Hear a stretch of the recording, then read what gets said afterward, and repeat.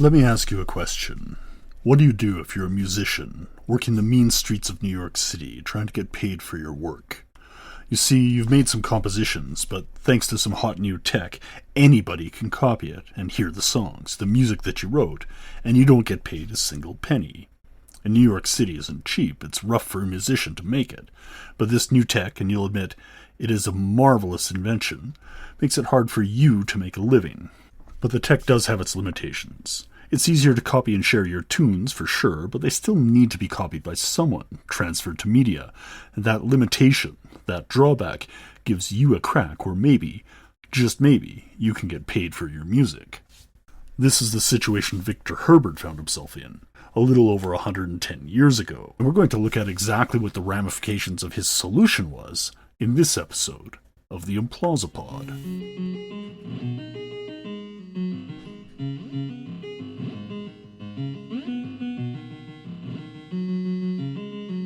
Welcome to the Implausipod, a podcast about the intersection of art, technology, and popular culture. I'm your host, Dr. Implausible. And this episode has some links, not just to stuff that we've been discussing here, but to some recent events in the news, and it's going to take some twists and turns. You see, the solution that Victor Herbert and some of the other composers in and around New York City came up with in the early 1900s to help solve their problems has a lot to say about the current state of media in 2025. You see, in the development of a new technology, a lot rides on the physical limitations of the media. Often that can come down to logistical and practical concerns, the ease of duplicating something or transporting it. What Victor Herbert was dealing with was the rise of rolls of music for player pianos, the hot new tech at the time, tech that could be copied and shared, and meant that he was losing opportunities to get paid for playing it. So when Victor and a few of his fellow composers on Tin Pan Alley got together to form the first PRO, or Performance Rights Organization, one that would negotiate collectively on behalf of its member artists as ASCAP, the American Society of Composers, Authors, and Publishers, what they ended up doing, whether intentionally or not, for both ASCAP and the other PROs that follow, was providing a means for listeners to address some of the ethical concerns that they may have had when it comes to the content that they were consuming. It sounds a little weird when it's phrased that way, talking about listening to music in 1914 in 21st century terms, but that's basically what was going on. And that's why the story of how the PROs came about is relevant to us today, too. In one of our recent podcasts, back in episode 42, where we talked about the incipient diaspora of the potential end of TikTok, we discussed how making informed choices and ethical consumption matters when it comes to media.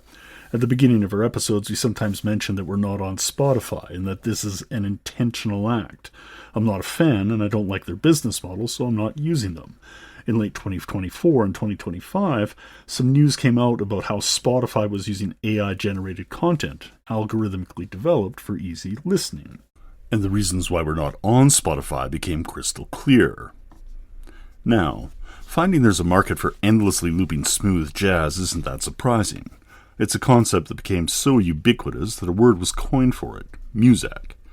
Invented in the 1920s by American George Owen Squire, muzak was a non-radio form of music delivery that used the electrical wires to deliver songs directly to paid subscribers. Over-the-air systems like radio were inconsistent and spotty at the time, so there were takers for this new system. Think of it as an early version of broadband over electrical that you could set up in your own home today. Once radio started to catch on with the home market, muzak shifted to business customers, and as the company changed hands in ownership, it was used to regulate the mood in the environment where it was delivered. A fast pace equals faster workers, or so the Taylorist line of reasoning went. Muzak was peak in the 1950s and 60s, but gradually became to be associated with bland corporate music as competitors licensing more popular music came on board, providing similar services. It would take a few years still for the popular music to also become bland and corporate, but I digress.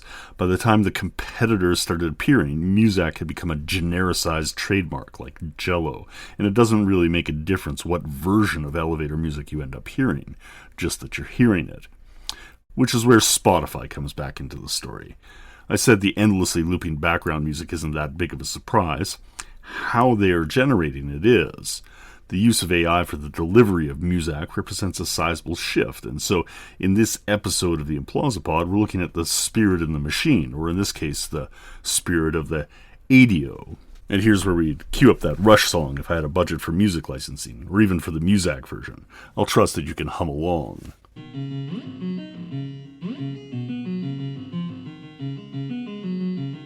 Now, one sure thing about studying work in the AI space is that it moves incredibly quickly. It is acceleration made manifest, moving at a ridiculously quick speed. This velocity can be sensed, almost felt, giving rise to the feeling of unease many have when dealing with it. That and the killer robots, which we discussed earlier, of course. I say this as I started writing this episode back in December of 2024, based on a few articles that I had read, and a then forthcoming book, which came out back in January. Since then, the conditions being described have progressed substantially, and new stories were continually being added to the topic. It turns out I have a bit of a halting problem when it comes to researching these episodes. Some of the things that we were planning on talking about have come to pass, and we'll still get to them, even though this episode will feel slightly less prescient now than it would have back in December. But c'est la vie. It's also a reminder that these things will always be like trying to hit a moving, squirming target. One of the ways to deal with the limit of this snowball sample that we're working with is through a concept known as saturation. When new queries are not drawing in noticeably new or different information, you can stop the work and get to it. So now that we've drifted enough from the original topic, let's do exactly that. In December of 2024, the blogger Ted Gioia published a piece about the ugly truth of Spotify on his Honest Broker blog. In it, he walked through the observations he was making about jazz playlists filled with artists he hadn't heard before. There were also musically identical tracks published under different names that would keep showing up. It's not a big deal if it's in the background of an office or a retail outlet, like this often was, when no one is looking too hard at the playlist. This is something that Spotify called PFC, or Perfect Fit Content, which had a royalty rating that was favorable to Spotify. This work by Gioia coincided and resonated with the work that was being done by Liz Pelly, and he mentions her in his blog post. In her book on Spotify, titled Mood Machine, she was talking about the rise of ghost artists, something she had been tracking since 2017. This is a rumor where Spotify was, quote, filling its most popular playlists with stock music attributed to pseudonymous musicians, end quote.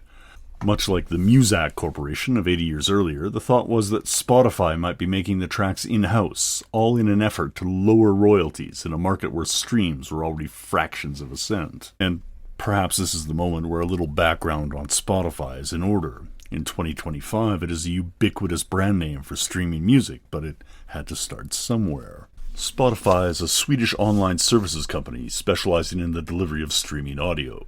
This includes music as well as podcasts and audiobooks. Founded in 2006, it experienced rapid growth starting in 2011, and by 2015 had become the de facto streaming app on most platforms. With this growth, Spotify is now in position of being one of the key drivers of the music industry, setting rates in the business model that others must compete with. And make no mistake, there are competitors. Tidal, the Swedish streaming service acquired by Super Bowl impresario Jay-Z in 2015 and subsequently sold to ex-Twitter honcho Jack Dorsey, currently has market share, and the now venerable iTunes from Apple still accounts for about 12.6% of the market share as well, with Amazon and Google's own YouTube Music following at 11.1% and 9.7% respectively. So Spotify isn't alone, but the scope of their business worldwide is staggering. They announced that the payouts they made to the music industry was in the neighborhood of $10 billion in 2024 alone, and that year was also the first year that it was profitable, providing those payouts from revenue of $15.7 billion. But not all is rosy in Spotify land. Aside from the outsized influence they wield on the music industry, which would be bad enough in and of itself, Spotify has been the subject of controversy for almost its entire existence. Most prominently is the pay rate that they give out for artists, which can be about 0.0029 cents per stream. For your megastars with millions or billions of streams, your Taylor Swifts and the like, this can still amount to a decent return, but it falls off rapidly. One would need about 1.7 billion streams, if my trusty calculator is working correctly, to earn the median income in the United States. If one was being paid at that lowest rate, though the rate does go up to an average of what Spotify states is about 0.7 cents per stream. According to their press releases, over 10,000 artists make $100,000 or more using their streaming services, but of course, many artists earn much less than that. Spotify operates on the classic long tail model, where a minority of artists make an outsized amount of the revenue, and most of the rest gets a tiny fraction of the sales. This business model can be seen in many cultural industries, like the movies, book sales, traditional music, and even things like OnlyFans. One or two big hits ends up funding the label or platform, and the others break even if they're lucky, or more likely are a loss. It is ultimately a speculative enterprise, at least how it is constructed in the capitalist framework, and this speculation preys on the artists as well, where dreams of, quote, making it big provide a constant stream of new entrants to the industry.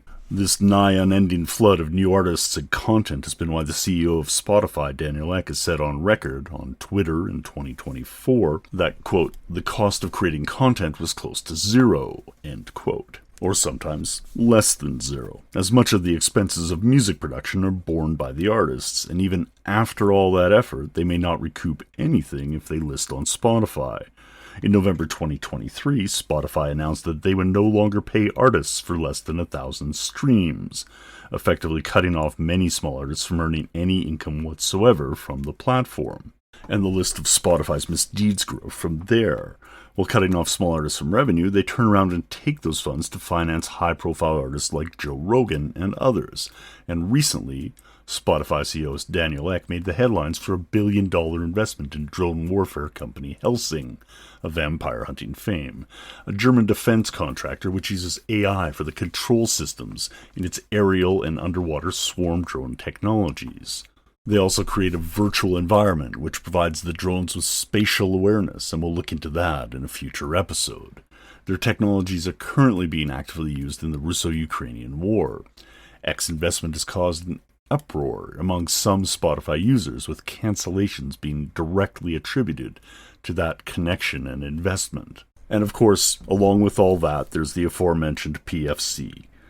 Depending on the extent of it, Spotify may be one of the few companies turning a profit on AI-fueled content. There's no reliable measure on the extent of the issue, though it has been going on for years. And finally, the amount of AI-generated titles reached the point where it was noticeable to the keen observer, if not perhaps to the casual listening audience.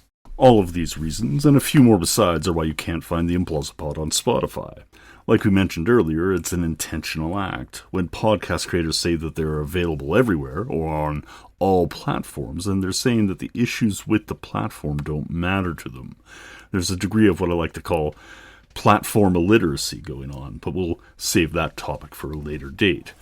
The end result of these developments with AI music generation and algorithmic delivery is that we are now living in a world with endlessly available, unique instrumental music.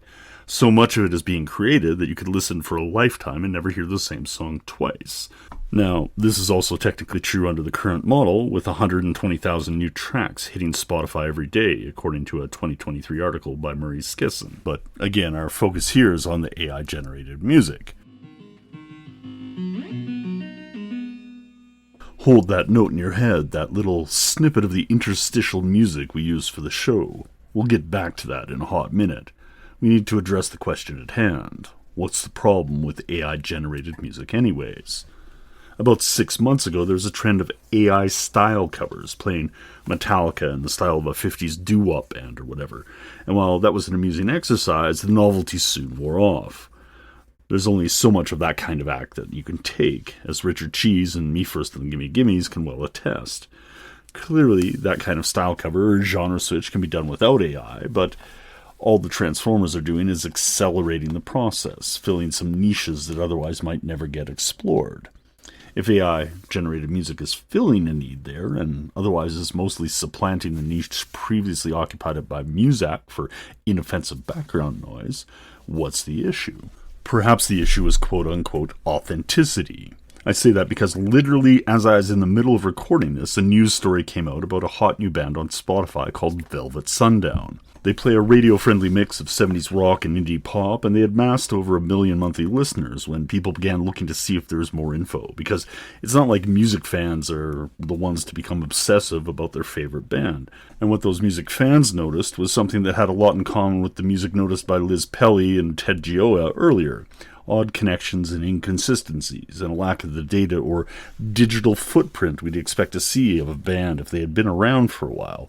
It now looks like the band is a complete fabrication, with AI-generated art and music. A man operating under the pseudonym Andrew Frelin claimed responsibility, saying that the music was generated with Suno.ai and that the whole project was a quote-unquote art hoax. But even that might be in dispute, as there's more than one claimant that says they're acting on behalf of the band. It may have been that there was another AI artist out there, and Frelin just decided to step in and act as the band's publicist. And that little bit of the hoax was completely tangential to whatever was actually going on with Velvet Sundown. What Frelin and the Velvet Sundown affair highlight is the question of whether a producer of an AI art is actually the artist. They're the driving force, commissioning the various elements of the work. If so, do they occupy a similar role to managers of boy bands like Lou Pearlman and the Backstreet Boys and NSYNC, or Malcolm McLaren and the Sex Pistols? At some level, these bands are still quote-unquote authentic, even though they are clearly manufactured, in the same way that a chipboard table from IKEA is still a table in form and function, even if it's not handcrafted from oak. This authenticity of art is one that has been under scrutiny since the dawn of the 20th century. Walter Benjamin discussed how art loses its aura in an age of mechanical reproduction, where the aura is the very thing that cannot be reproduced. But maybe this whole Velvet Sundown thing highlights the way. If the music is replaceable, then maybe the art lies elsewhere. When attempting to answer all these questions, much of it comes down to the position one takes on AI ethics. This is often driven by our feelings. The way AI ethics is framed in the media often leads one to believe that the only ethical stance is to oppose its use on all levels, and we see that cropping up more and more. But this often feels like taking sides in a battle between billionaires. Just as the image we have in our mind of the small independent farmer is often exploited by agribusiness concerns, the mental image of the struggling artist is often leveraged by billionaires and IP rights holders. If we recall that Robert Downey Jr. has a net worth of around $300 million, we can perhaps understand his stance when it comes to AI-generated art, but for others the position is less clear.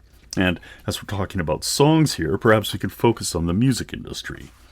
The history of the music industry is rife with abuse and exploitation, where original artists have been tricked, coerced, or threatened into signing away the rights to the music that has gone on to make others millions. By way of example about what copyright can mean for artists, at the time of recording, the verdict is being laid out in the trial of Sean Diddy Combs, an artist who still pays Gordon Sumner, aka Sting, $2,000 a day, every day, 365 days a year, for the unauthorized use of a sample of I'll Be Missing You in 1997.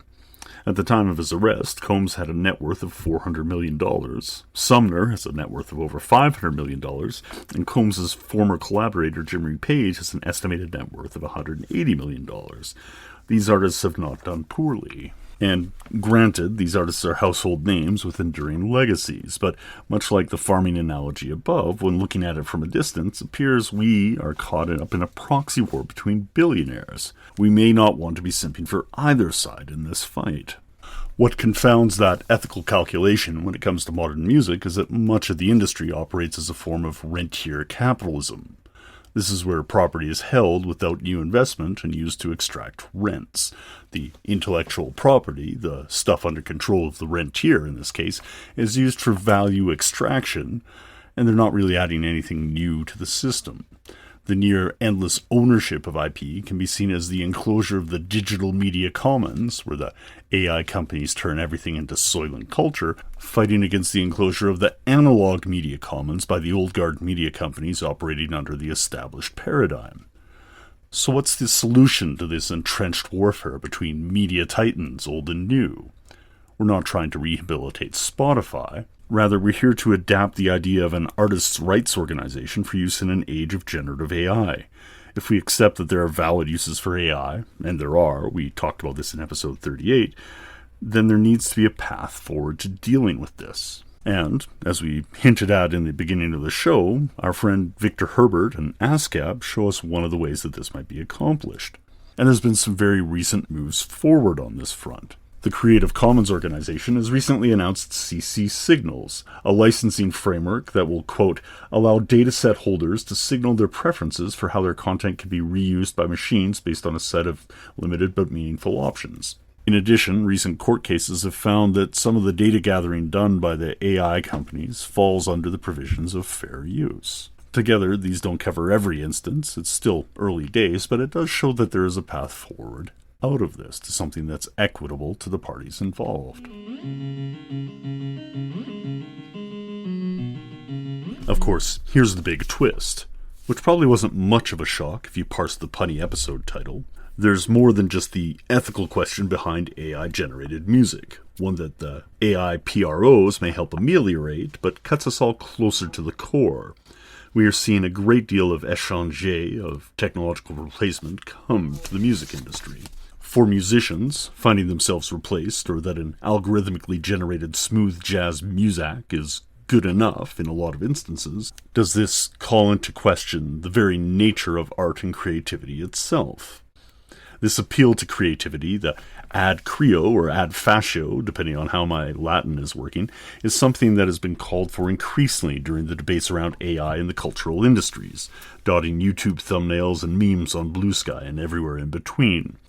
The ad creo is the claim that using an AI is anathema to the creative act, as if using a tool to generate an image somehow negates the spark and inspiration that led to the creation of the piece. This leads us to the ditch digger fallacy.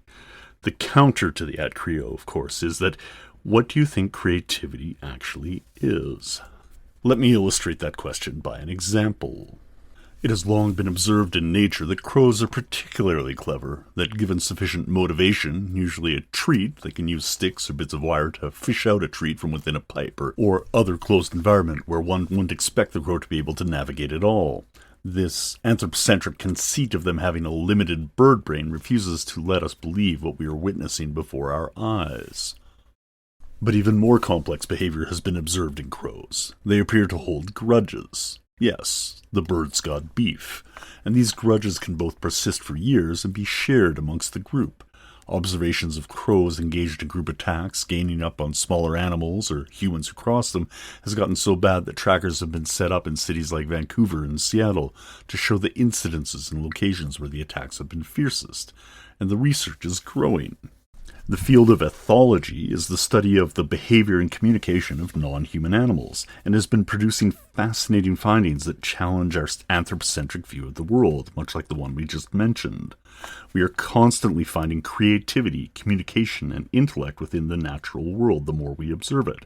And just like in other natural sciences, as the tools of observation improve, the more we can witness within nature. What we are seeing, what the ethologists are guiding us to, is that the more we can observe nature without disturbing it in some Heisenbergian manner, the more we can observe the intelligence of the other species of life with which we share the planet.